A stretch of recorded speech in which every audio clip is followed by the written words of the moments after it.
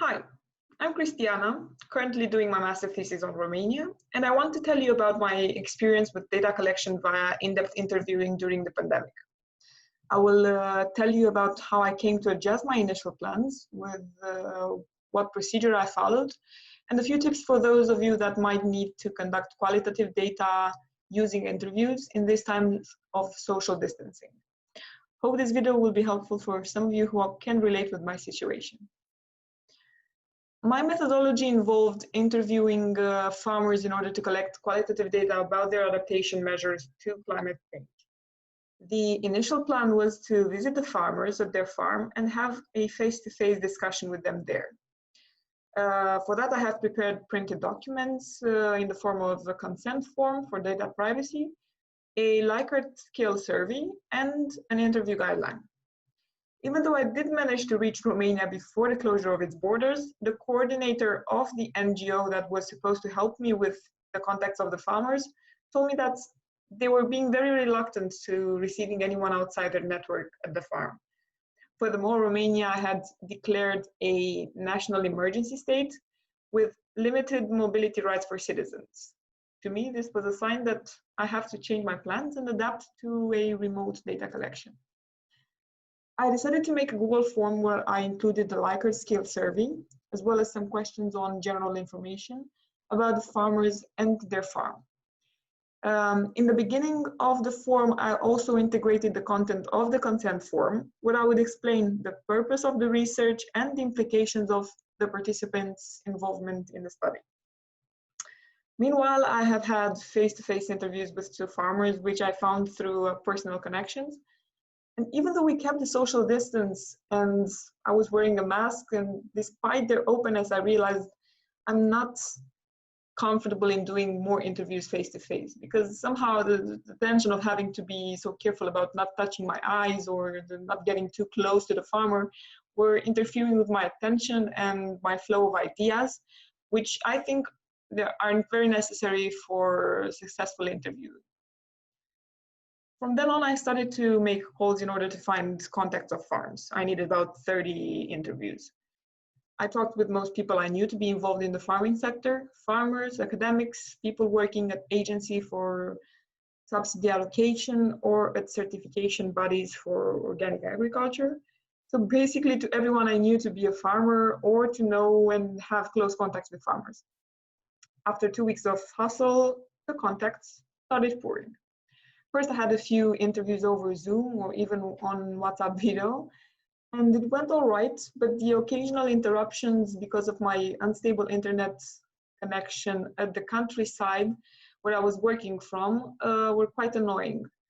Back then, I was trying to avoid to do the interviews over the phone because I have previously read in the literature that normally the attention span is shorter when there are no visuals.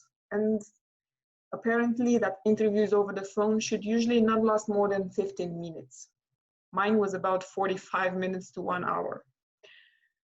One day, however, a farmer who approved to participate told me he's not comfortable in being video recorded. In fact, he was not the first one to say that. Other farmers seemed also reluctant to Zoom because, one, they never used it.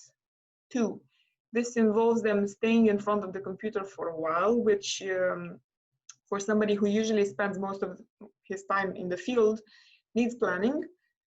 And three, a farmer's schedule is unpredictable. It's not like an office job, and scheduling is tricky for them.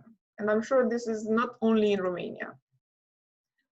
The first interview with this farmer over the phone went very well. So from that moment on, I started doing all interviews by the phone. I would always follow the same steps. First, someone would recommend me to the farmer and ask them if they want to participate to my study. If so, they would pass me their phone number. Then I would call the farmers directly to introduce myself, introduce the topic of the interview, the fact that it was going to be on the phone, and asking them to indicate me a time which is convenient for them to discuss with me for around 40 minutes. Also, I would ask them to give me their email address to send them a link for a quick questionnaire, kindly asking them to complete it before our interview.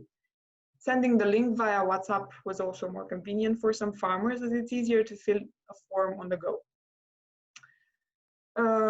After they have completed the survey, I would make some notes with their general information, and keeping those in front of me, I would call them at the indicated time for the interview. This was most of the time a trial and error activity, as with most farmers I had to call multiple times until I caught them in a good moment to talk. But that's the advantage with the phone call. It's quick, it's easy for them to reply while being on the field, easy to refuse indeed, but also easy to say, yes, let's discuss right now. You just got me in a break. I think one of the key points about in-depth interviewing over the phone is to try to be as pleasant as possible during the conversation, to get the interviewee share with you more or less personal information, even without a face-to-face interaction. Here are some tips for building that connection. First one is to get to know firstly who you are going to interview. Having the farmers complete the Google form before I interviewed them helped me to get an understanding on who will I be going to talk with and what type of farm is it about. It would spare some time during the interview, allowing me to tailor questions if needed, or simply to be able to create a more personal conversation. A small tip here is they say that smiling can be heard over the phone. So a good tip is to smile before calling someone. And the good vibes is most likely to be transmitted to the other person, making him more cooperative. 2, make an easy to follow interview guideline for you with visual cues like bullet points, arrows, and underlying of keywords in order for you to be able to engage in the conversation while still making sure that you have all the data that you need to be collected. My interview guideline was quite packed with topics to discuss, but it was made for a semi-structured interview, allowing the flexibility to change the order of the questions depending on the natural flow of the conversation. Third tip is, last but not least, politeness is key, but familiarity is also important. What I did not want to happen is giving them the impression that they are talking with a robot. Unlike in journalism, the questions were followed by a short reply from my side with either an affirmation, a further question to dig deeper and show curiosity, or sometimes congratulating them for the approach or projects that they were undergoing. Of course, thanking them for the participation was the first and last thing to say during the phone call, letting them know that their contribution is valuable for the research.